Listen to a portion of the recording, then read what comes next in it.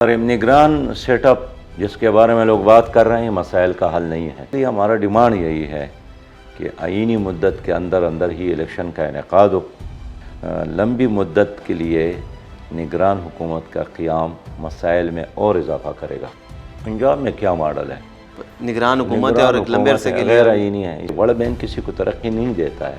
وہ ایسے قوم کو رکھتا ہے کہ بس زندہ رہے اور اس کے کام آئے. جس طرح آپ ایک گدا گاڑی کا مالک گدے کو اتنا ہی چارہ دیتا ہے کہ وہ زندہ رہے. لیکن مجھے افسوس ہے کہ موجودہ حکومت اور سابقہ حکومتوں نے اپنی معیشت کو بہتر بنانے کے بجائے اسی لگے بندے طریقے پر کام کیا. اپنی اسلامی نظام معیشت کی طرف جانا چاہیے. ہمیں سود کا خاتمہ کرنا چاہیے. زراعت کے محکمے کو آج کل اسٹیبلشمنٹ کہتی ہے ہماری آرمی ٹیک اوور کر رہی ہے اور وہ کہتے ہیں کہ ہم دیکھیں گے اور ہم زراعت کو ترقی دیں گے. اچھا ہے، بہت سارا زمین بنجر ہے، تو اگر اس کو کوئی بھی آباد کرے تو یہ تو بہت اچھا کام ہے. الیکشن کے بعد ایک ابھی تک جو صورتحال ہے اس کے مطابق ایک ہنگ پارلیمنٹ وجود میں آئے گی کہ کسی کے پاس بھی ایک واضح اکثریت نہیں ہوگی. تو آپ اپنا فطری اتحادی کسے دیکھتے ہیں، کس کے پلڑے میں اپنا وزن ڈالیں گے؟ دوسروں سے پوچھے کہ وہ ہمارے پلڑے میں اپنا وزن ڈالے. ہمیں کیا پڑی ہے کہ ہمیشہ دوسروں کے پلڑے میں اپنا وزن ڈالتے ہیں؟ نہیں. کیا ذمہ داری کیا سمجھتے ہیں اور بنیادی وجہ آپ کیا سمجھتے ہیں ممی کے ٹوٹنے کی؟ الیکشن ہوا، اس کا نتیجہ اچھا نہیں نکلا اور پھر اس کے بعد پارٹیاں جو تھیں آپس میں تقسیم ہو گئی. عمران خان صاحب ٹک ٹاک پہ آ گئے اور چھا گئے ہیں. آپ ٹک ٹاک پہ کب آ رہے ہیں؟ کیا ہوا؟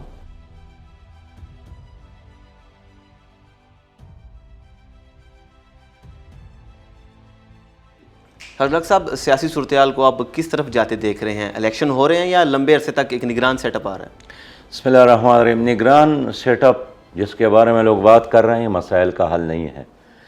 اس لیے کہ نگران وزیر اعظم پر دنیا اعتماد تو نہیں کرے گی.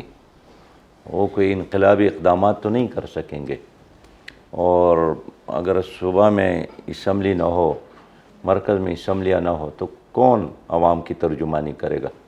اس لیے ہمارا ڈیمانڈ یہی ہے کہ آئینی مدت کے اندر ہی الیکشن کا انعقاد ہو. اور نگران جو بھی وزیر اعظم ہو اس کو نہیں سوچنا چاہیے کہ میری اقتدار میں اضافہ ہو. وہ یہی کارنامہ کرے کہ ایک شفاف الیکشن کو یقینی بنا لے. اس لیے لمبی مدت کے لیے نگران حکومت کا قیام مسائل میں اور اضافہ کرے گا. اور جو پنجاب ماڈل ابھی چل رہا ہے اس کے آپ اس بارے میں کیا رائے رکھتے ہیں؟ پنجاب میں کیا ماڈل ہے؟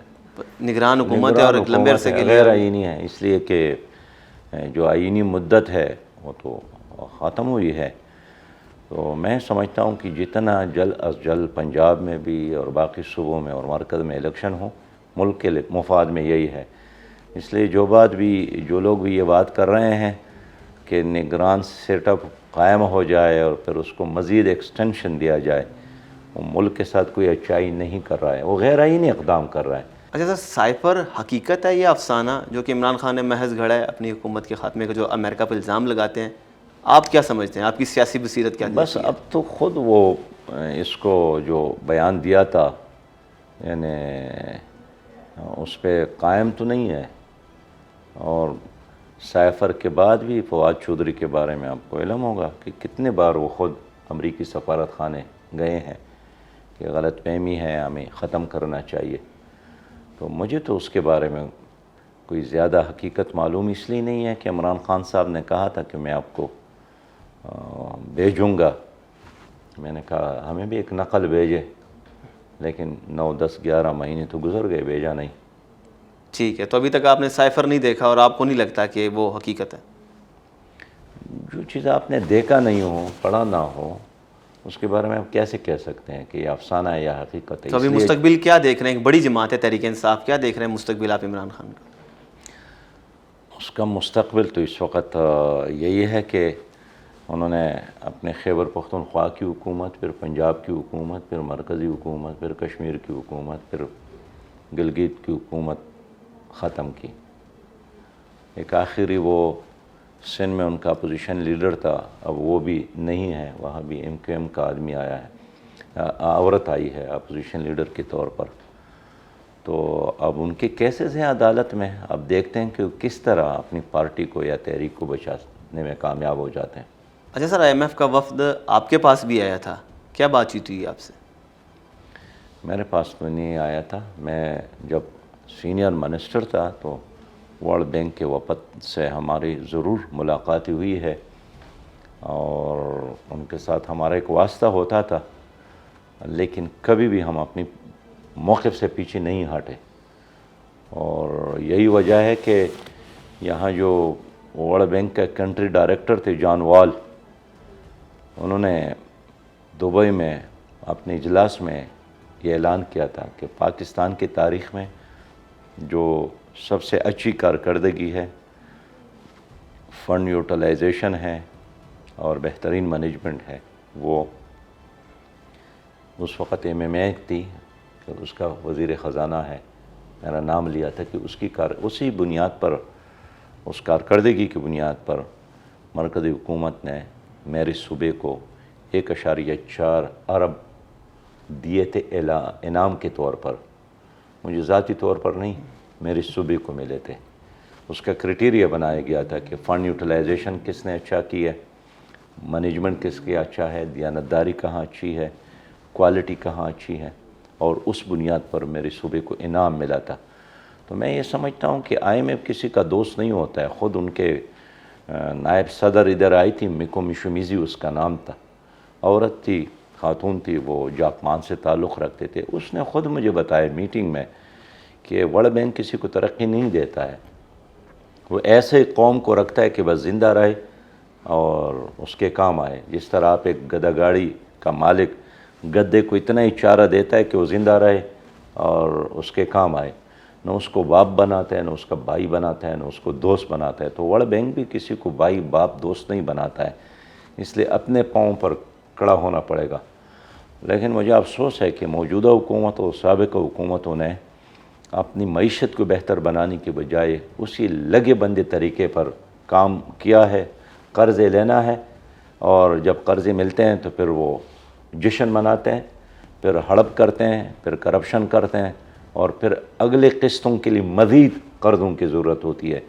لہذا یہ کوئی معیشت نہیں ہے. آپ طاہر اگر آپ اپنے پڑوسی سے 1-2 کروڑ روپے لے لے اور جیب میں رکھے تو آپ کروڑپتی بن گئے. آپ نے تو اپنی اولاد کو اور خاندان کو اور پنسایا. اسی طرح یہ حکمران آپ کے ساتھ کرتے ہیں.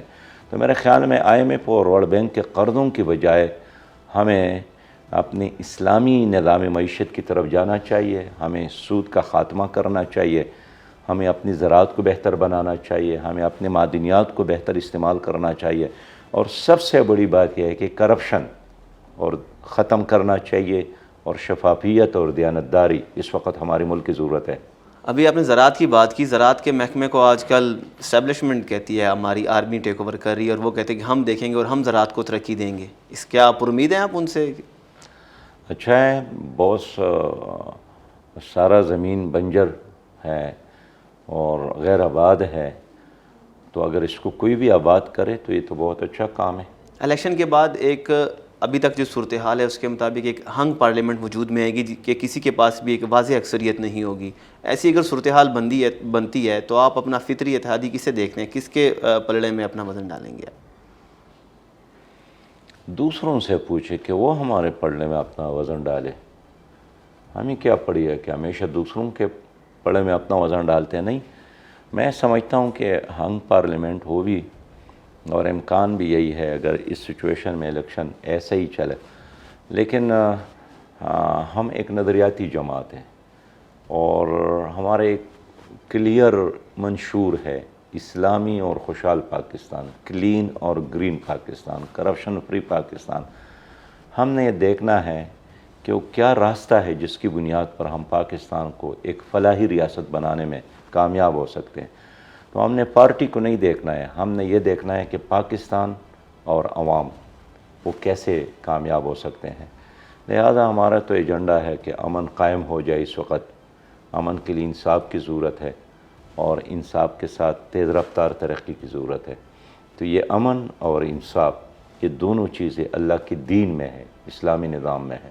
باقی تمام تجربات ناکام ہو گئے. اچھا سراج الحق صاحب, MMA کیوں ٹوٹ گئی تھی؟ ابھی الیکشن آ رہے ہیں, شاید آپ کو اس سے فائدہ ہو جاتا. آپ کیا ذمہ داری کیا سمجھتے ہیں اور بنیادی وجہ آپ کیا سمجھتے ہیں MMA کی ٹوٹنے کی؟ الیکشن ہوا, اس کا نتیجہ اچھا نہیں نکلا, اور پھر اس کے بعد پارٹیاں جو تھیں آپس میں تقسیم ہو گئی، اور خاص کر پھر جے یو آئی نے پیپل پارٹی اور مسلم لیگ کا ساتھ دیا، پی ڈی ایم میں شامل ہو گئی، ہم اس میں شامل نہیں ہو گئے، ہم اپنے نہج پہ رہے اور اپنی پچ پہ رہے. یہی وجہ ہے کہ مولانا صاحب ادھر گئے اور ہم ادھر ہی ہے جو ہم کھڑے تھے. اچھا جی، آخری سوال آپ سے یہ ہے کہ آپ عمران خان صاحب ٹک ٹاک پہ آ گئے ہیں اور چھا گئے ہیں، آپ ٹک ٹاک پہ کب آ رہے ہیں؟ کیا ہوا؟ ٹک ٹاک دیکھتے ہیں آپ؟ ٹک ٹاک کے بارے میں کوئی نالج ہے آپ کو؟ کیوں نہیں؟ ٹک ٹاک پہ کب آ رہے ہیں آپ؟ دیکھیے، جماعت اسلامی کا ایک ڈپارٹمنٹ ہے سوشل میڈیا کا، ماشاءاللہ بہت فعال ہے، اور ٹویٹر بھی ہم یوز کرتے ہیں. ہر وہ چیز جس کے بنیاد پر ہم اپنا نظریہ، اپنا منشور، اپنا پروگرام عوام تک پہنچا سکتے ہیں، وہ ہر چیز کو یوز کرنا یہ ضروری ہے. تو ہم کر رہے ہیں، اگر آپ نے دیکھا نہیں ہے تو دیکھیں. نہیں، اسپیشلی آپ، کیونکہ آپ کی بڑی یوتھ آپ کو فالو کرتی ہے، آپ کی اسٹوڈنٹ فیڈریشن ہے ایک بہت بڑی، آپ کا اسٹوڈنٹ طلباء کا ونگ ہے، پھر آپ کا یوتھ ونگ بھی ہے، تو ہم اس حوالے سے بات کریں کہ آپ اگر ٹک ٹاک پہ آئیں تو ہمیں بھی لگتا ہے کہ ہاتھوں ہاتھ لیں گے لوگ آپ کو. ہاں چلے، آپ کے تجویز کو میں نے نوٹ کیا، انشاءاللہ اس پہ غور کریں گے. صاحب آپ کے وقت کا بہت شکریہ.